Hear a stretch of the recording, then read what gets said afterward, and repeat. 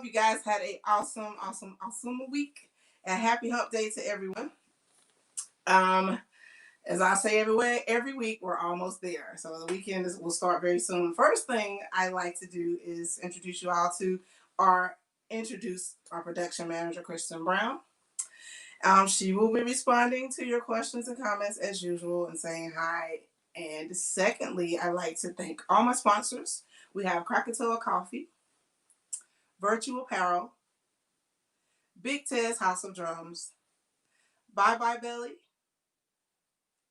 Paw Alkaline Water, Upstate Graphics and Imaging, Crab to Go, and Custom Creations by Lesley.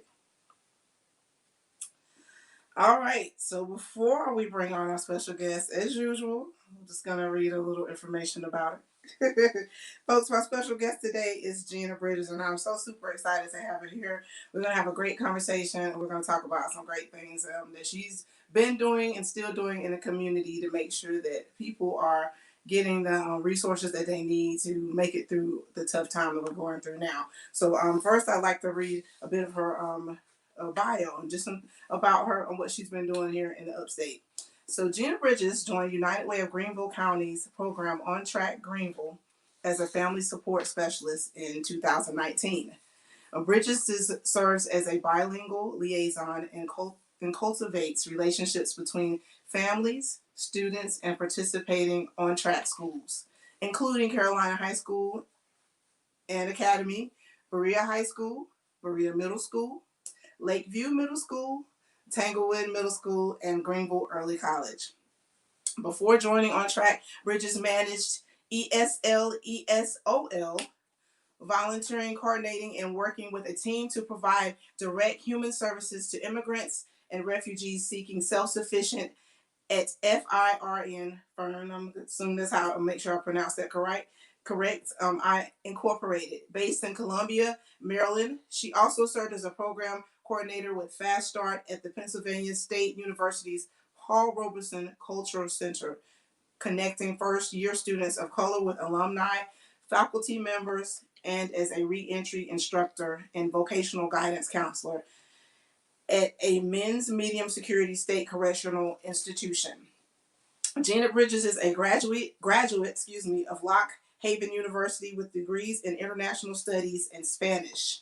Since joining United Way of Greenville County, Bridges, in addition to cultivating relationships and programs with On Track Greenville schools, have supported 211 crisis response line efforts, conducted outreach to improve community resource access with an emphasis on our Hispanic and Latino neighbors, and supporting equality in the community. Viewers, please help me welcome Miss Gina Bridges to the show with plenty of hearts and plenty of likes.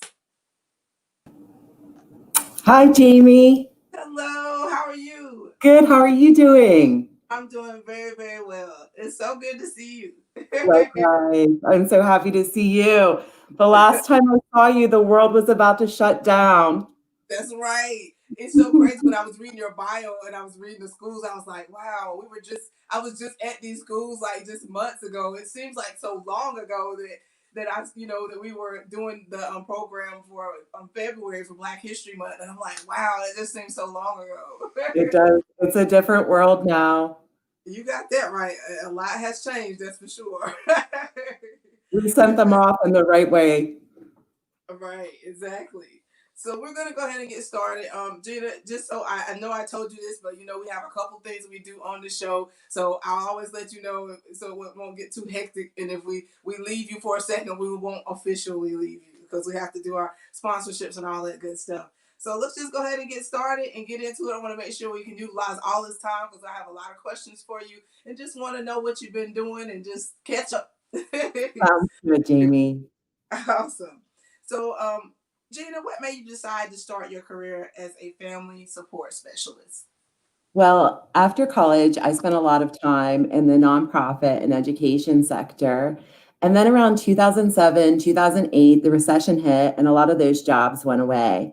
So when I moved to Greenville, I was working in the insurance industry. And while I was doing a good job with a great company, I felt like I really wanted to get back into the community and make a difference. Right. Now, just out of curiosity, where are you from originally? I'm originally from a small coal mining town south of Pittsburgh called Cokeburg, Pennsylvania. And I Okay. grew up there. And then I was living in the mountains of Pennsylvania for college, lived in the Washington, D.C., Baltimore area, and was back up in Pennsylvania. And then I just needed a fresh start. And some musician friends of mine are actually why I landed in Greenville, South Carolina. Well, cool. Now, were these friends that you went to college with? And how did you meet people in Greenville? I was managing a music store and like repairing instruments and selling instruments, coordinating lessons. And these people walked in from Greenville and they were like, we just started jamming. Like they took some instruments off the wall. And then here they were from, their family was originally from Lock Haven, Pennsylvania. And we just maintained this long time friendship for about 5 years before I moved down there. They're like, come to Greenville, Gina. And so I did. I had never even been here before. That is crazy. Well, you listen. I'm gonna get off track here, but I'm just curious. How old were you, and were you like super nervous to move that far to such a small compared to what Pennsylvania? Greenville is a pretty small area in comparison. Well, I was living in a very rural part of Pennsylvania, so I was 40 years old when I did that. That was in 2013, and I was really excited. So Greenville's been good to me, and I'm really happy that I made that move. That's awesome. Now, I want to ask you this because I just talked to somebody else who knows you. Now, I didn't know you play instruments. I didn't know that. What instruments do you play? I play mandolin, and I taught myself how to play the mandolin about 15 years ago. And I also taught myself to play the guitar about 10 years ago. Wow. So you have to come out one night and jam with us, Gina. I would love it. It makes sense why you love music so much. Because I was like, I didn't know that. They were like, yeah, she plays, and she's like they even said that you were like self-taught that you played instruments, but they didn't know what you played. They were like, maybe it's like ukulele or basically. So I was like, oh, okay, that's cool. That's awesome. Yeah, I think it was easy for me to teach myself because I always loved music and I paid like close attention to what was going on. So I was a pretty quick learner. Great. Well, that's awesome. No, and that makes sense why that you involve music in a lot of the events that you're having and different things that I've known that you've done. And you've been even though you weren't from here, you've been a big liaison for people to connect people and keep music going in the area. So I appreciate you for that, for doing that. Like it's the different avenues that you just connected, like that we might have never thought about connecting. So I really appreciate you doing that. Absolutely. And it brings such joy to students, especially in our schools where they might not have the opportunity to have assemblies that are offered in other schools. And I mean, just the pure joy that comes from that. That's rewarding. Most definitely. I don't want to get off track, but I would like to talk about this, like super off track. But since you mentioned assemblies, I wanted to talk about what we did earlier this year. And I wanted to tell you that I know I told you I appreciate the opportunity, but I really want you to know how important that performance was to me personally. But one, just to, I guess I always say when you get the thumbs up from young people or students or children, then that means you're doing something right because they will tell you about yourself. Your whole part. Like, and they will tell you quickly, like, we don't like this, or like I deal with it every day in school. I'm like, oh Lord, have mercy, these kids are so opinionated now. But that one, that was awesome. But the most memorable moment I had during the performances that we did in February when we went to all the schools that I listed earlier was that when we got done in their response and they were singing with us and they were cheering. I was like, man, this is like, you perform, not that I'm, there's a lot of stages I would love to perform on that I haven't yet, but that was like a really big moment in my career for me to be in that position. So I really appreciate you allowing us to come in and do that and believing in me and our products, believing in me as a vocalist and our brand as a Jamie Wright band. That meant a whole lot to me. And just to get that type of response from the audience was just wow.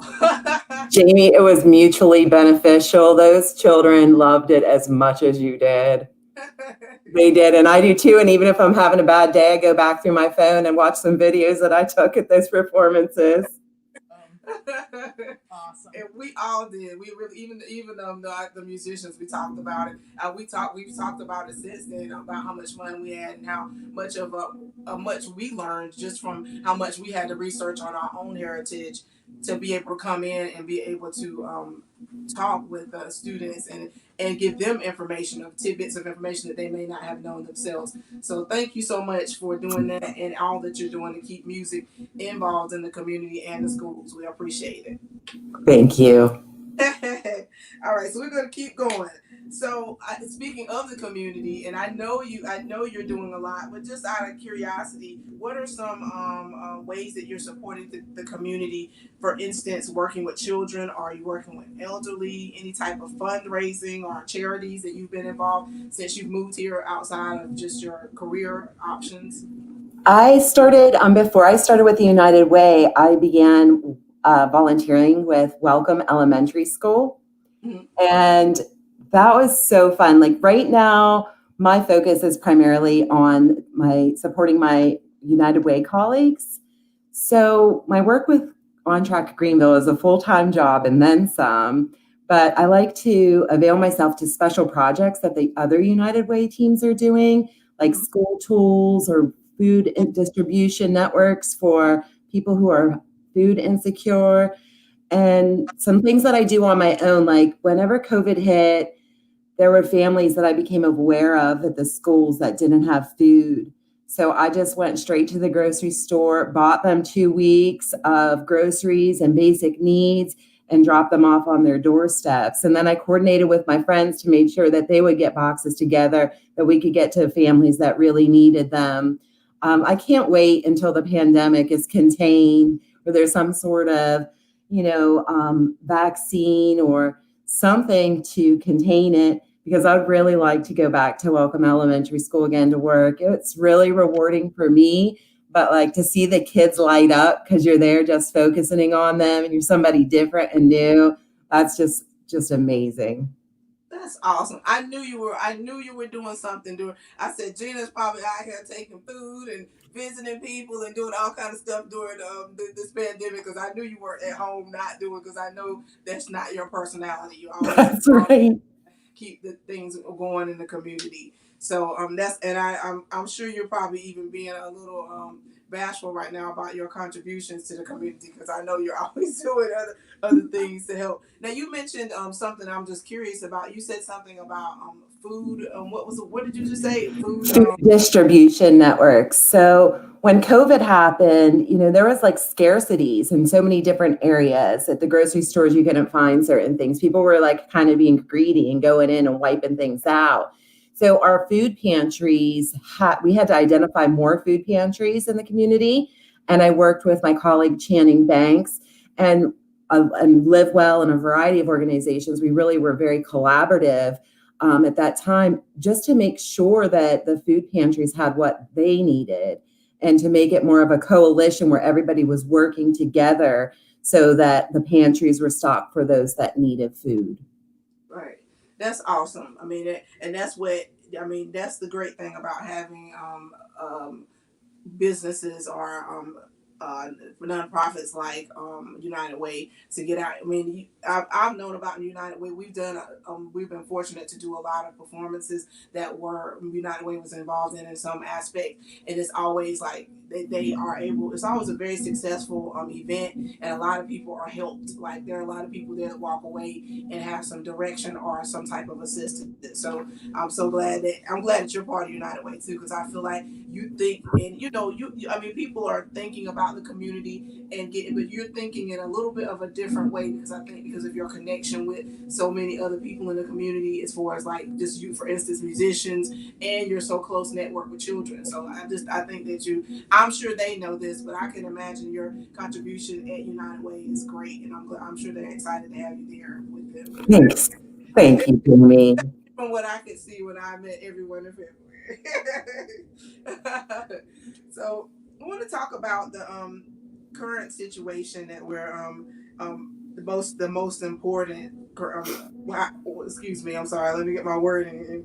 Well, I want to talk about the current situation, how the country has affected, like let's say for instance, United Way. How did COVID affect um United Way or organizations such as United Way, and how do you think the future? Do you feel like it will be the same? Do you think what you mentioned about the food pantries and things of that nature? I'm sure some of those resources were affected because we all were affected. But how do you think it affected the organization in general, or just being able to go into the community and contribute? I think that COVID is really a great opportunity for all of the organizations, the nonprofits in Greenville, because we all had to pivot. We all had to work together even closer than we did before. And so we worked really hard. You know, one of the things that we were able to accomplish, the United Way, was with COVID, is to bring a local 211 hotline, a crisis response line, to Greenville County with Greenville County resources.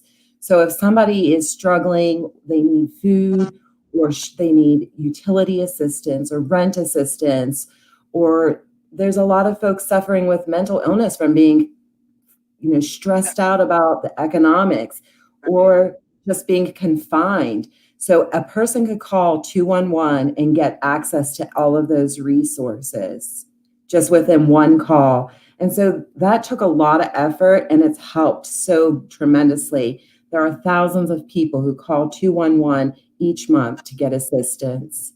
Right. Now I know, and that's great that was brought now. And this was just presented during COVID. Was this something that was Yes. before, or this just presented?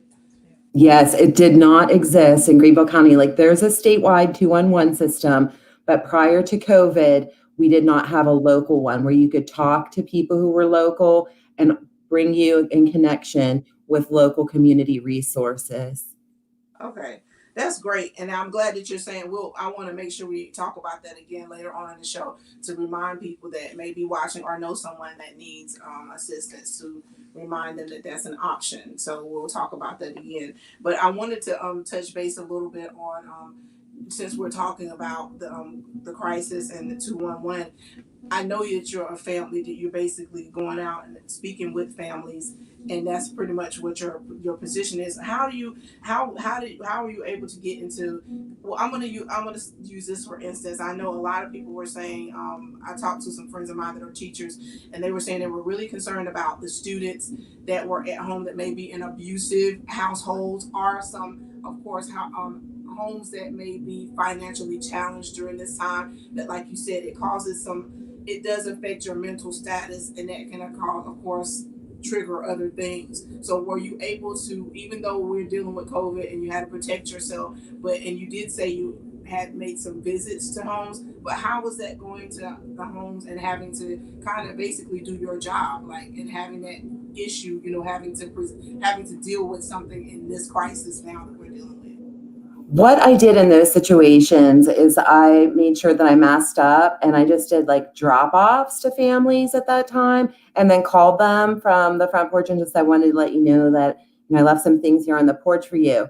We did have to pause our On Track Greenville program at that time because we could not get in the schools. The schools were not open.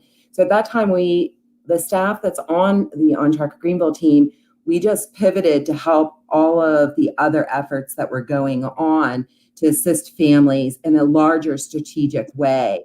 So that is something that even now the schools, because of the sensitivity and, the potential to be in an environment where you might be exposed or somebody might bring the virus into the schools, they're very much limiting what's going on, and who could come into the schools. Right. So that's something that will continue to grow. So yeah, it's changed a lot. But what I do is work directly with people who are working with students every day, and they'll identify families that are in need. And I make sure that we coordinate wraparound services to get those families everything that they can need to stabilize and then move forward. Nice. Awesome. That's great. I'm glad that you're able to assist you, and I know that you brought that probably makes you sad that you can't go and see the students, but at least you're able to, kind of connect with the teachers and other people at school that are there that can assist others. I remember we had Charles Davis on a few weeks ago, and we were talking about how different it was with trying to get the kids on e-learning and all those other things that were going on, and how children had gotten behind and things of that nature. So it's definitely a big adjustment for everyone. Hopefully we will see the light of day, hopefully by the first of the year, and things will get back on track. But it's definitely, it's affected every aspect of everything. But I'm glad to hear that you're still able to get out here and make a difference in the schools, because it would probably need it now more than ever. Absolutely, Jamie. And we're strategizing on ways we could support students who are having learning loss, looking at ways we could bring tutors into the schools, or even doing like a tutor hotline. We have a lot of big dreams at On Track Greenville, but we're always keeping the students at the center. And we definitely are always here to support our teachers and the school staff as well. Most that would be awesome to have it on the tutoring, the on track with the tutoring. That would be great, because I imagine it's just I think with children being out of school as long as they were, some of them are even I mean, I teach music. I necessarily teach an elective, but I teach music, and they were just talking about how hard it was when they first started. Because I try to even myself, I'm not, I try to talk to the kids and make them feel comfortable so they can have talk to me. And there's a lot of times I can get a connection with them through music, and they're like feel a level of comfort to talk to me about things. So they were like, a few students were like, well, I'm just having a really tough time right now, like, or in school. And that's not necessarily just at my school, because I teach voice lessons, so I'm around children probably more than I am adults right now. I probably spend most of my time with children on a day-to-day basis.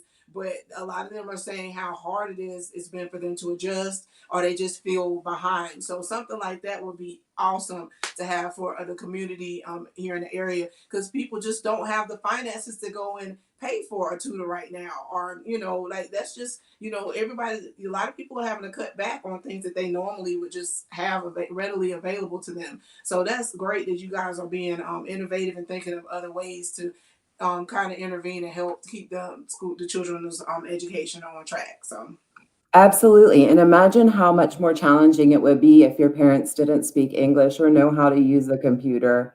Because right. then those students, they really, that's a challenge that we face and our Spanish speaking neighbors face. So, we want to be there to meet those challenges so every student can succeed.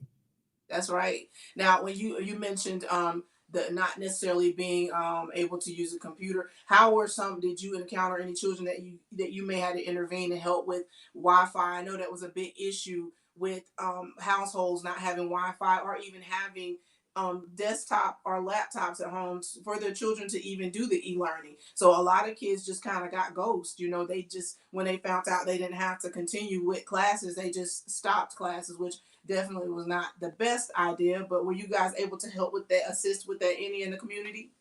Yes, so the school district does provide Chromebooks to each student, but every family must have the internet access at this time.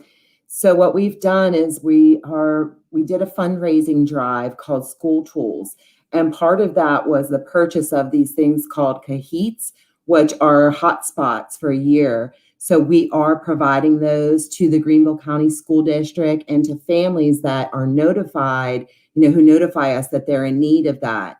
So that's definitely something we've been working on. That's great. I know I've heard. I know a lot of people in the community were donating, and so I will say this: it's kind of, sometimes it really is. I just going to be honest. It just sucks, because people that have resources that you need won't even speak up and say we can provide this for our community. You have to have someone like United Way, that's not a company that creates Wi-Fi or provides, like, you're not internet service, but you went out here and made it happen. And it's sad, because there are companies that actually provide that service that wouldn't even think about stepping in and being like, well, we'll take care of this and we'll assist with that, and we'll help to make sure that the children have internet service so they can do their homework. So My company actually drove buses out into underserved areas that were Wi-Fi hotspots. okay. Yeah. The company that I Well, worked that's for good. did that. Well, I mean, I If wasn't just saying, I mean, I don't, I wasn't speaking. I didn't know that, but I'm just speaking Yeah. in general. No, There are a I'm lot of saying, yeah. companies But see, again, my that company, have. there are ones that will help. my There company's not are. a provider either. Well, So. I'm sorry, Gina. What'd you say? There are companies that are looking through, like a lot of large companies, you'll be surprised, have foundations and they look for ways to support students, especially students that don't have the means to have everything that they need. So Right. it's something that our development team works with. They don't, it would be great if they like a certain percentage of the companies would just be like, okay, these people just need free internet and, let it go. But they do have mechanisms in place to support. And I can say, Greenville's a really resource-rich community, and it has everything to do to the generosity and kindness of people in our community who really believe in the work that we do, and they support us, and then we're able to share those fundraising dollars with other organizations. And so we really do rely on the generosity of the people in the community, and it makes it a full circle. Most definitely. A little bit of kindness goes a very long way. That's for sure. Well, Gina, I'm going to take a quick second and I'm going to do my sponsorship plug right quick, and then I'll come back on and we'll talk about some more things that you encountered and that you've done to keep the ball rolling, so to speak. So give me a quick second. All right, Jamie. All right, folks. So today we're not necessarily doing our traditional sponsorship. A good friend of mine by the name of George Garcia, he's a guitarist, and I just had a really awesome experience with him. And I'm going to talk about this too, Gina, when we come back. I think this will be really cool. And George is a guitarist. He's originally from Miami, and he moved here. And I've had an opportunity to do a couple of projects with him lately. And we just did a project here on Friday that was awesome. And I did have to learn a song in Spanish in like less than 24 hours. So I was like, I'm not going to be able to do this. But it actually turned out really well. I got to see the product today. But I would like to feature George today because George did a really awesome thing. George gave me all of his CDs, like a abundance of CDs to give away on the show because unfortunately right now this is his CD. I'll make sure I don't go over too far. Unfortunately right now musicians are not working like we had options to do before. So we're having to be very resourceful and get out here and just keep things going and also really come together. Like I think something that we hadn't done before was a lot of people get into the mindset of me, my foe, and no mo, so to speak. But I think that we've really been able to come together and come up with some really great ideas to try to keep music at the forefront. Because unfortunately, we did not necessarily have a plan in action for something like COVID. And we didn't get a whole lot of assistance as a musician. So we are trying to make the very best we can out of day to day and keep music in the forefront. So I'm going to read a little bit about George, and again, he's giving me these CDs. So over the next few weeks, we'll be giving these away. I won't start tonight because my plan was to not do any giveaways tonight, but we will get back on track next week because we love those giveaways. So, and George will be joining me on the show in November as well. So George Garcia brings all the richness and melodic soul of his Latin rhythms from his birthplace of Cuba. Garcia's intense passion for his instrument is immediately visible and colorful, audible through his unique original compositions. His impeccable solos and supportive rhythmic guitar, George Garcia has performed across the globe with the renowned and impressive talents of Tony Bennett, Richie Cole, Patty Page, Andre Bocelli, Buckley Pezzerito. I'm sorry, I'm probably mispronouncing that, but Joel Gray, Enrique Iglesias, Trinity Lopez, and the Drifters, and Bobby Riddle. So George has quite an extensive resume, and I didn't know half this stuff about him myself until I read his bio, and he's so down to earth and such a humble person. And I'm so excited that George basically donated his project because I know how much it costs to complete a project and how much work and involvement it takes to get in the studio and put a project together and pull your energy and thoughts and really just strip your soul down and put it right there and for other people to see. So I really appreciate George doing this, and I'm not sure if he's watching tonight, but thank you, George. We appreciate your contributions to the show, and we're looking forward to having you on in November. All right, so let's get back to the actual factuals, as they say. All right, so basically this is what I call our second segment, and we just basically talk about your career. But again, today I just wanted things to be a little bit more free flowing because I feel like we have so much to talk about, and I consider you to be a good friend of mine, whether you realize that or not. But I do, and I tell people that when I'm talking about you, I'm like, my good friend is going to be on the show on Wednesday. That's what I said. I said, I'm going to be on my dear friend's show this Wednesday. So I look at you exactly the same way. The thoughts are mutual. Well, that's great to know. And I seen your friends cheering you on Facebook. Like, this is going to be great. So I hope they're tuning in and watching you because this is some really good content. I hope people are tuning in general because this is really good content and information that I think is very helpful to people that are not aware that it exists. And that's the whole purpose of the show, to let people know that even though you may not feel like there's help, there is help. You just have to get out. There just has to be a way to find out that there's help. So hopefully we're spreading the word and getting it out there that people are out here making a difference like yourself. All right, let's keep going. Oh, and by the way, for those watching, now would be a great time to start thinking of questions to ask Gina. We have like a little bit of a free segment, and they normally have some really good questions that don't get too out in the left field. They normally stick to the content of the conversation. So we'll see if anybody comes in with any questions. So my first question for you is just a breakdown of what you do, Gina. So what does a family support specialist do? I really spend a lot of time thinking about strategies and ways that we can support and affect families in bigger ways. And a lot of the work that I do revolves around collaboration, getting to know people, finding those helpers, those people who have big hearts, who want to, who really still care about what they're doing. With On Track Greenville, the whole premise of our program is based upon research that shows that kids start losing interest in middle school. And our goal is to provide interventions for students who might be having issues with behavior or attendance or their academics. So we want to support them. We contract larger organizations that are skilled in these areas to assist and support them so they stay in school. And this isn't just random. We have a system called the Early Warning Response System where teachers and staff can see if a student's flagging under one of those areas. So we want to make sure once those kids start getting in risk that we provide student interventions. And my piece of this is like, how can we support the family?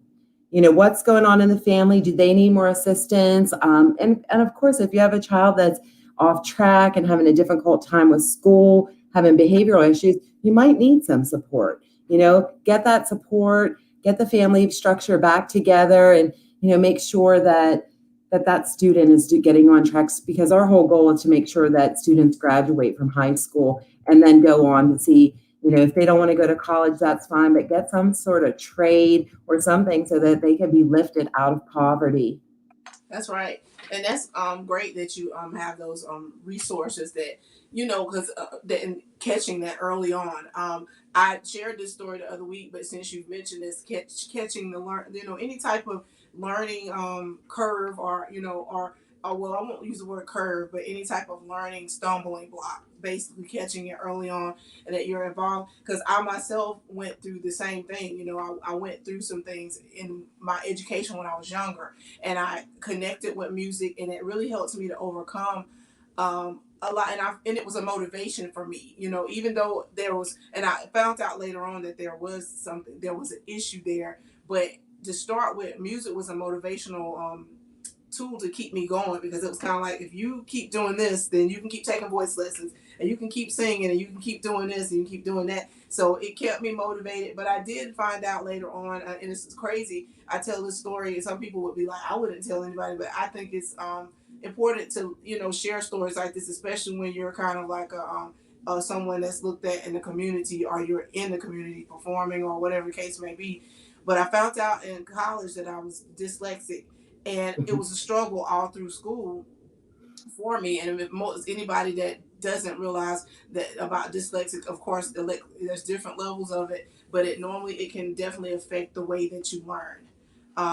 It can definitely affect the way that you're learning and the way you need to apply yourself. So you may sit in a classroom with other students and feel completely lost, or feel like, like myself, like, what is wrong with me? Why can I comprehend this information? Why can I obtain this information? But it was just because I learned different, and I was able to, um, you mentioned tutors. I was able to get in with a tutor in college that was able to show me, or sit down with someone that specialized in dyslexia to help me figure out how I needed to learn. So it's just basically a learning,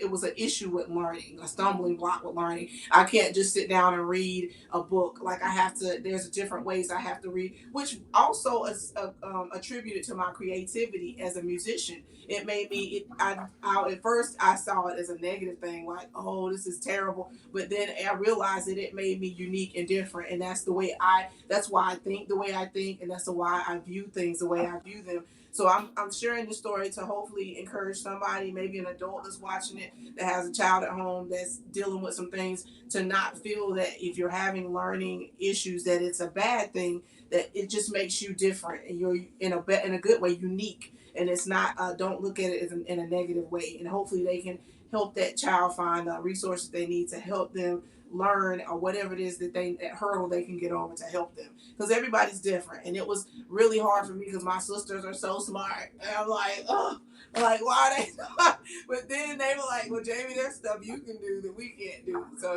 it's just, so there's so we all just kind of work together, and it's family, and all of our talents come together, and we have a great little family thing going on there. But yeah, so I just wanted to share that, and just in case somebody was watching, and maybe they can understand the importance of what you're doing to help someone that may have gone through what I was going through. So that it's so important that you get out here, and if you see your child having issues, make sure you get help. Don't be in denial about it. Like that's something that really bothers me, that some people don't want it, but that can hurt someone in the long run. That can affect their whole entire life if you don't get them the help they need early on. So sorry, I just kind of went off on a tangent, but I wanted to share that. It was a good tangent, Jamie.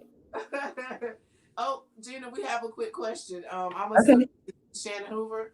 No, Yes, Shannon. Shannon Hemmingson.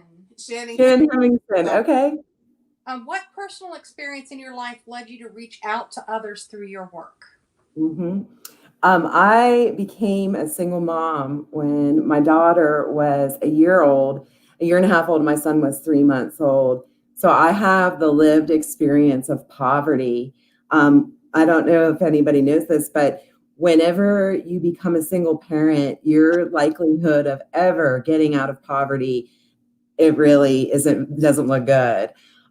So I struggled for a long, long time up in Pennsylvania, which was why I was like, let me get someplace else where there are jobs and I can find work. So at that time, it was a very humbling experience. And I had to work so hard, and I saw how people would look down on me. And I was like, I just don't ever want anybody else to feel that way. So a lot of what I do is coming from a place of having gone through poverty for like 10 years, 12 years. And then, to come down to Greenville and get a good job and marry my sweet husband and finally be in a 2-income family, I could relate to the families that I'm serving. That's great. That is great that you get. It takes a person that understands that place. It really does, and I think that's why you are that makes a lot of sense why you're so passionate about what you do. And Shannon, that was a great question. Thank you for tuning in and asking that question. All right, we're gonna keep things going. So I have a question with you being from Pennsylvania and moving here, and I mean, of course, United Way is everywhere. Yes, it's but, worldwide. but was there something? Were you specifically attracted to to United Way? I mean, I know you said you came here and got a fresh start and found a great job, but were you specifically attracted to United Way? Yeah, I could say, I would have a bad day at the insurance company and I would be like just looking at jobs, like I felt some kind of relief with it when I would just like job search. And one day this position came up, family support specialist, and it was as if I was reading my dream job description. Awesome. And so, the United Way is a really powerful organization, and they are addressing real issues to strengthen the community. They have a really wonderful philanthropic arm that mobilizes support, provides funding to agencies that make a difference in the community. They foster volunteerism. There's all kinds of organizational collaborations. And that's what I wanted to do. None of us know how many days we have left in this world. And I just wanted to make the rest of my days doing something that's good and helping others.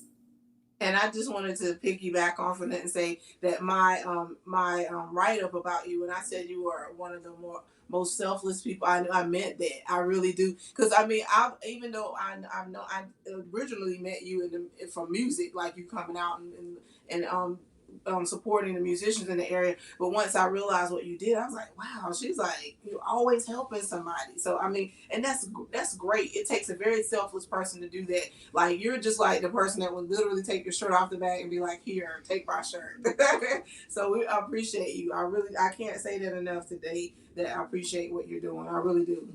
Thank you, Jamie. People are watching this so they can see it. It takes special people like yourself to make sure we keep the community going and functioning. And you're helping everybody. Like, you're helping everybody, and that's what's important, because everybody needs help. Everybody. At the end of all the day, we are all human. We all go through our ups and downs, and everybody deserves a chance. Everybody does. That's right. You're even helping us. You're sending us musicians information. You're like, check it out, look into this, and get yourself straightened out. So we appreciate it. What's one thing in particular that you really enjoy? And I'm pretty sure I know the answer to this, but what's one thing in particular that you really enjoy about your job? I like to my heart gets to guide me in this role, and I want to, work and serve others. And it's true for all of my colleagues at the United Way. They're some of the most dedicated, hardworking people that I know. And it's just great to be passionate about something and to be working with people who are just caring so much and want to make a difference. That's right. That's amazing. That's awesome. Is that what you thought I would say? I did. To something to that extent. But I know how much you love to work with people. So it was not necessarily worded exactly that way, but that sounds about right. Advice, and this may even give Shannon a little bit more information, and kind of piggybacking off of the question that she asked in the comments. What advice would you give someone who wants to become a family support specialist? I would encourage someone who is interested in become a family support specialist or in any area in the nonprofit world to get involved. My first job out of college, working at Fern with immigrants and refugees, it came as a result of me taking my neighbors who didn't have cars to that agency over and over again. And eventually the executive director, Kinza Schuyler, she was like, do you want a job here? So that's how I got my first job. Wow. So get involved. If you love something, you're passionate about it, just start volunteering, and you never know where it's going to take you. That's awesome. And that's really great advice, and in so many, not in so many ways, like in so many, but you're right. You gotta get out there and try to do whatever it is. But again, when you're giving back to the community like you are, it just takes a special person. I'm serious. I help people as much as I can, but you just have a different passion for it. You really do. Like, even when we were again back and we talk about February again, you could just tell how excited you were. Like, I remember looking over at you, and I forgot the lady's name. What's the lady that was with you? Michelle Shane. She was our acting director at that time. She loved that too. And y'all were just so smiling, and you were so excited, and I was like, I hope this turns out well, because I was like, but it was just very encouraging to see that you all were so excited to see just the interaction between us as performers and the students, just really getting involved in the performances. And after the first performance, I was like, okay, we made it. we didn't get booed by the students. So let's keep going, you know. So like, because I was like, they might not really get it, you know. Kids, they was like, they might not get into this kind of music or whatever. But I think that the being able to present information and giving them some knowledge and about what we were talking about, I think that really made them be like, oh, okay, so this is what this is about. And so it was just a great idea. It really was. And and it was cool to see y'all just so excited about seeing them getting to have some type of assembly or some type of activity they could do at school. So that was awesome. And you knocked it out of the park, Jamie. I mean, you really did. Thank you. It was fun. It really was. I really truly enjoyed it. I did. I think it's one of the best things of like 2020 for me. Oh, man. we got some really good pictures from the performance, and we were just, and you know, another one of my favorite moments from that I have to mention this was the student that drew the picture of our saxophonist Tim Hogue. I thought that was so cool that he drew the picture of him performing, and I think Tim was kind of shocked, like, and I was like, hey, where's my picture at? One of my favorite memories that makes me laugh every time I think about it is the first performance that we had. There were some kids singing off key so bad in the background along, and Tim's face was just like, like, but it was some really great moments. It really was. It was, at least they were singing, you know?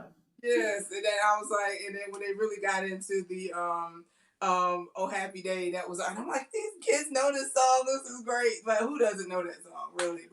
I I love that one. awesome. It was a fun experience. It was, and hopefully when if things and I want to say this, it doesn't have to be us by all and by it, but we would love to come back. But I know that it's something that you just tested out this year. But I think you should totally keep doing it. I think that was so awesome for them to experience, and yeah, it was great. So I agree. so we're gonna keep things going. This is again we're going into our third segment that we talk about really get into detail about COVID and the effects that it's had on the industry that you're in. And please, folks, if you're watching, make sure that you send us some questions and let us know what you're thinking about. And if Gina can answer the answer, I'm sure she'll be happy to do so. Make it real quick. Andrea says, so happy for you and proud of you, Gina. The 211 line is an amazing accomplishment for our community. Have you seen a great amount of individuals calling in for help with mental illness issues due to COVID? And who does 211 connect these individuals with? Okay. Sure, that's a wonderful question. You know how I told you that I pivoted when on track we had to pause because, you know, school wasn't in session. I actually was a 211 agent. I was an operator. I took calls in English and Spanish. I took over 300 calls in the first couple of months of COVID. So yes, I would take calls where somebody was extremely distressed, emotionally, mentally, in a very bad place.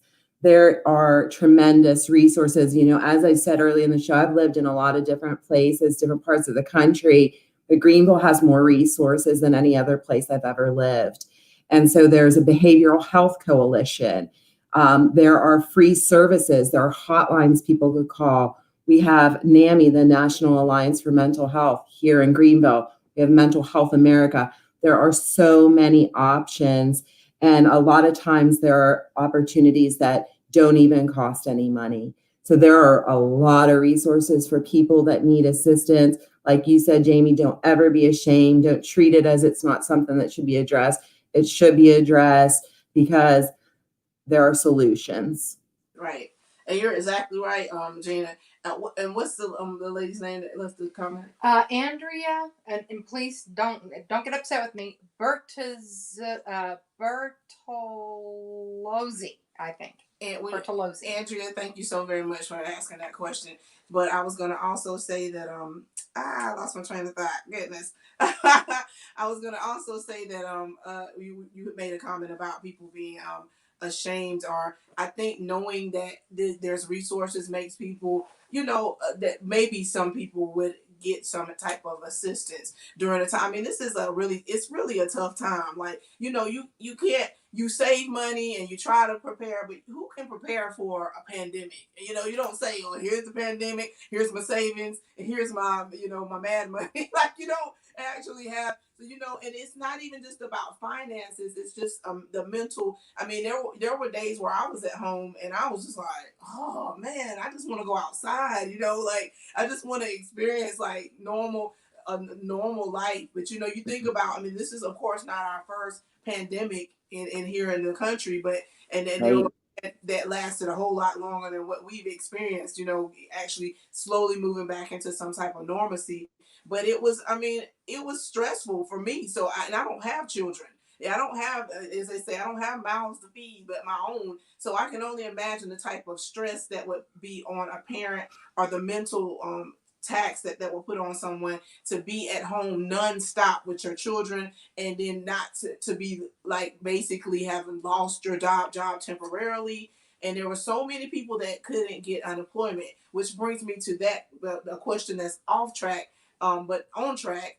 Were you able to provide any assistance for people in that aspect, even though that might not have been what you all necessarily do, but did you have resources to help people with unemployment that may not have had computers or just not computer savvy? We didn't have a lot of that, and because everything was closed, it was really challenging. So what I would do is like talk to people about it, and I would say, might be speaking to an elderly gentleman who, doesn't have a computer, and really at that time it was a long wait. People would spend hours of their time just trying to get through on the telephone. So, do you have any young people in your family? Do they have a smartphone? Do you think they could come over? Because this is what you have to do. So I would try to empower people to use the resources in their micro communities so that they could get that done. And for the most part, it worked because people really had to get creative because they needed that unemployment insurance. That's right. Mm-hmm. That's right. Well, good. I think you again. I know you probably tired of me saying this, but Gina, we need you in the community because something like that. Some people. People sometimes are quick to say, "Well, we don't do that," but you're always trying to find a solution. So even though you might not have been able to answer that question the first time you got it, I'm pretty sure you went and tried to figure out how can I help. Like you said, like maybe there are some resources that I can jot down that I can send them. So I'm pretty sure knowing you and knowing your personality that you just went above and beyond to try to help people. You were the perfect person to be on the hotline. You were like the perfect person to do that because you just have a pureness about yourself to want to help people. So that's just great. Yeah. So what were some of the first thoughts that you had when the pandemic happened? What was the first thought that just crossed your mind, like in your position as far as your occupation is concerned? I was really scared for our families, Jamie. The families that I was working with, a lot of the families at our schools, they're right up at the edge of collapse due to poverty, and they, face a lot of challenges. And I was really scared. But then as I saw the United Way's effort and the other efforts of wonderful organizations coming together, making things happen for folks, and then with the 211, I knew that there was at least some hope. And I knew from being on 211 that people would call in feeling pretty hopeless. But then, like, even if we could help them with their rent or get some utilities paid, get some food to them, then, things looked a little better and at least people could have some hope. That's right.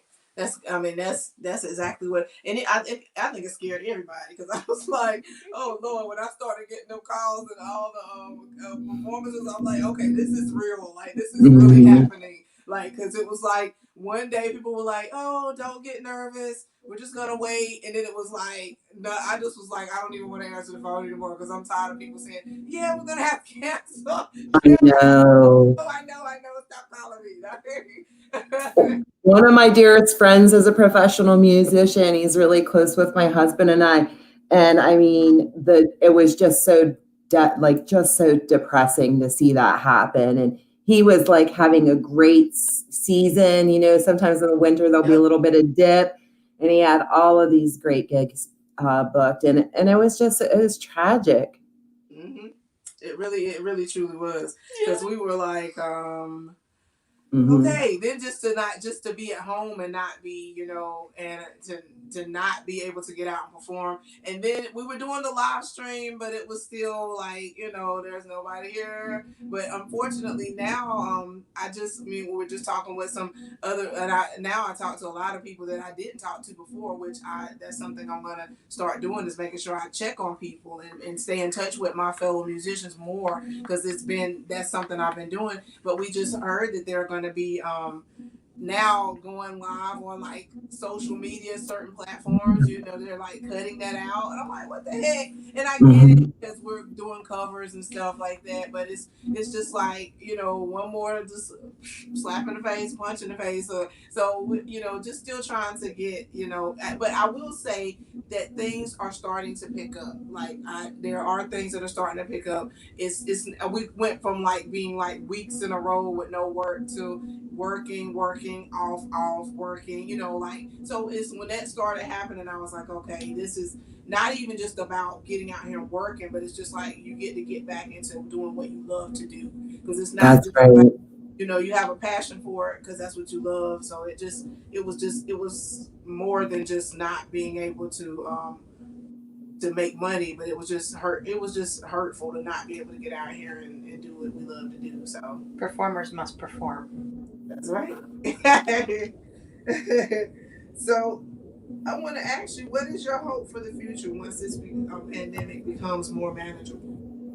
Well, my hope for the future is that we all have a more collective view of our communities instead of just looking at ourselves, looking at the world from ourselves, because that's a lonely prospect, and we're missing out on a lot of joy if we don't connect with others. And that's all I could say. Like, I really hope that happens, and I hope that the future offers us good things and the ability to accept others, the ability to gracefully move through lessons and twists and turns that life presents and come out unjaded.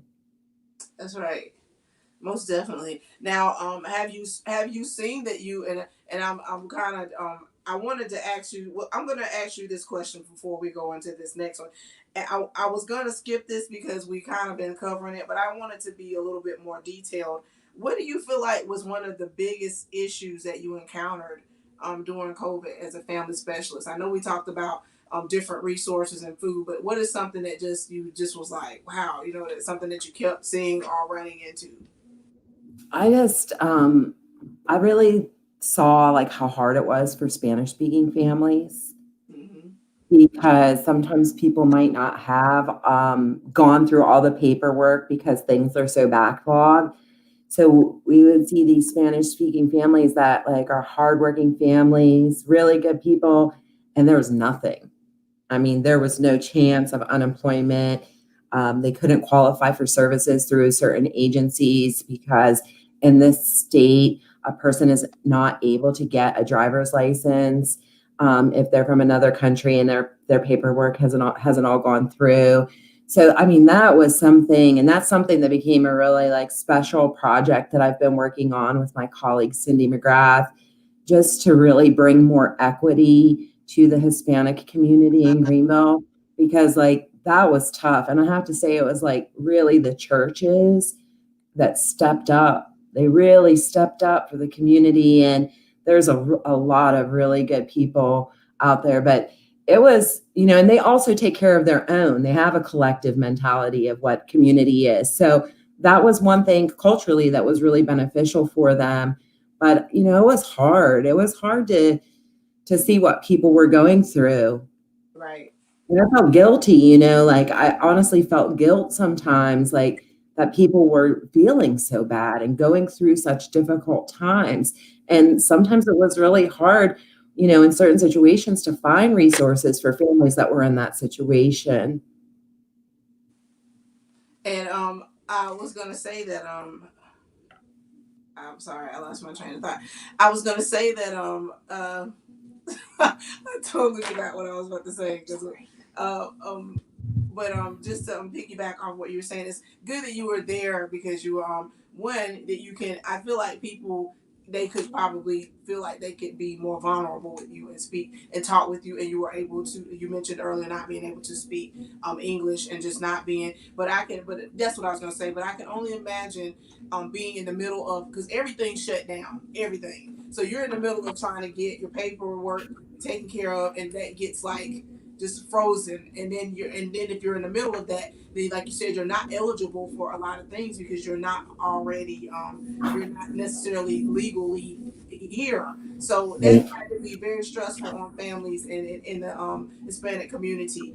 And I also wanted to mention that I know that talk about the project that we did the other day. I'm gonna go here in my phone quickly because I wanted to make sure that that what I'm saying is correct, because we did this project the other day. We It's Hispanic Heritage Month in October. Mhm. Yes. Yes, and we did a project at the other day with Shannon Hoover. I had mentioned Shannon name. I thought that was him that, but and yeah, we did a project, and that's what I was mentioning. George Garcia, he was the guitarist there, and we did this really cool project for for Hispanic month, and we were able to go in, and that's when I had to learn to sing this song in 24 hours, and I was like, I'm going to totally suck, because it's so funny because in school I took tuition for French, German, and Italian, but I was like the worst. I was so, and there are some there. I mean, it's not. I won't say there's similarities, but there are some words that There are. in Italian and in Spanish that can have some similarities, but it's just I just was the worst. So I was like, I want to do this, but I don't know if it's going to be good or not. But we're doing that, and I'm not really sure about all the details, but it was really awesome to have the opportunity to do that project, and they went in and recorded. And I will send you the project on Facebook, because it's I been would love it. by another friend of mine. I'll Facebook send that over to you. But with that being said, is there anything in particular that would lead me up to this that you're doing for Hispanic for the month Heritage Month? Is there anything in particular? We don't have anything in particular going on. We have continued efforts where you know, communities of color have been more impacted by COVID than any other community. So we're still working on strategies to support the community. That's something that will be ongoing. But we don't have any celebrations planned from the United Way because we're still working from home, Jamie. You know, we have a lot of people that are from the public that come into the building. We have to keep our doors open for those who are in need. And so we can't really gather like we wish we could. That's We'll right. have to make up for it next year. Most definitely. Well, I will send you that, and maybe there's someone you know you can send it to, and they may find some appreciation for it. I don't know when it'll be. I'm sure Shannon will give us the details when it will be aired and when it's going to be, because I think it's going to be. Of course, it's not going to be a gathered situation like you said. It will be something that will be presented online. So I'll get you that information as soon as I get it. But before Wonderful. Gina, I want to thank you so much for joining us today. I really, really appreciate it. Before I close out, I would just like for you to maybe again go over some of the resources that you offer with United Way, and just what things that people can count on, and maybe even maybe even is there a line that they can call, or some way they can reach Yeah. out to you specifically, or whatever they need to do? Sure. I mean, literally anybody could just pick up their phone and dial 211. And, there's 24-hour coverage. The statewide system kind of handles it after 5 o'clock, but it's open from 8 to 5 p.m. on Monday through Friday. There are agents available in English and Spanish. There's a ton of money through the CARES Act that came to Greenville County. And if someone's life has been impacted by COVID, they can call up, and on 211, they could do an intake form, and somebody could get help with their rent, with their utilities. There are so many resources, and I really hope that people take advantage of them. Don't be afraid to ask. As you said earlier, we are in strange times. These are difficult times, and that is not anything that somebody should be feel ashamed of getting some help so that they can pull themselves back up again. That's right. And I mean, that's exact. And I'm glad you said that, because there's, I mean, I hope that, and I'll be spreading that along to my musician colleagues and other people to let them know that there are some resources out there. Because I mean, I've had some really heartbreaking conversations with other people about just what they're experiencing, and I know I speak about musicians, but that's who I'm around most of the time. Yeah.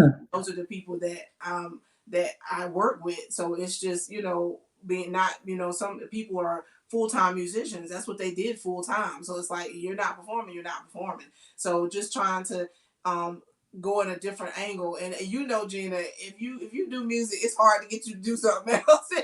I know. It's hard to be like, okay, I'm gonna go do this, because it's just like you feel like you're in No. a box, and it's just the creativity, and it's not just musicians; it's all different people. I consider you to be a very creative person, and a very a person that you're always somewhere doing something, connecting with people. So, and we do the same thing in our industry. So it's been very difficult to. I think the performance is definitely therapeutic. So that has caused some people, like you said, some mental anguish, because they just like, I just need to be in a therapeutic environment. It's one thing to sit at home and sing or sit at home and play, but to get to be around other people and network and connect with other people. So I'll be sharing that information with people that I know that could use assistance also, if they're not tuning in.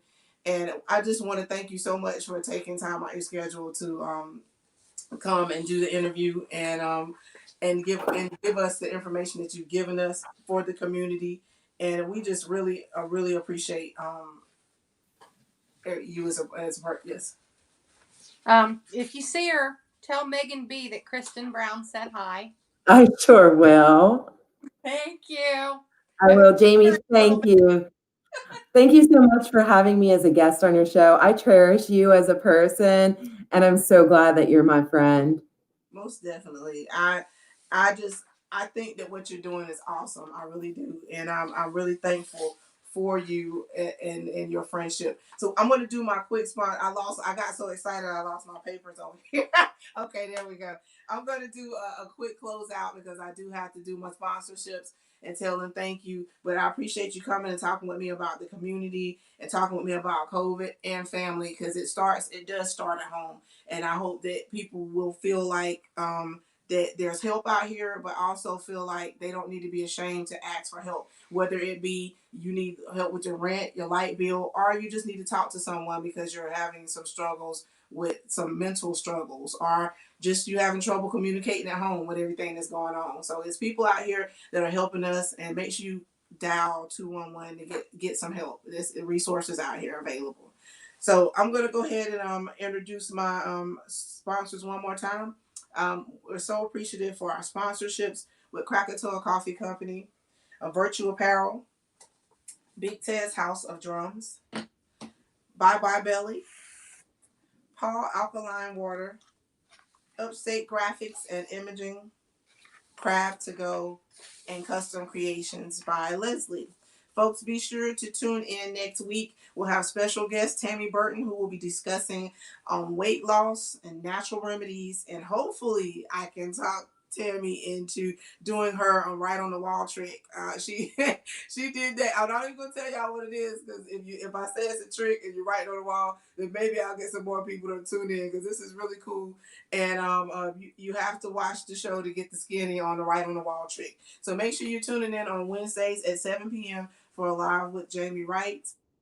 And we appreciate you, all viewers, and definitely appreciate the folks that interacted today and just asked some questions and got involved. Again, make sure you are reaching out. United Way is right here in the Upstate, and they're out here helping and assisting people that need it. Gina, thank you so much for all that you're doing for the community.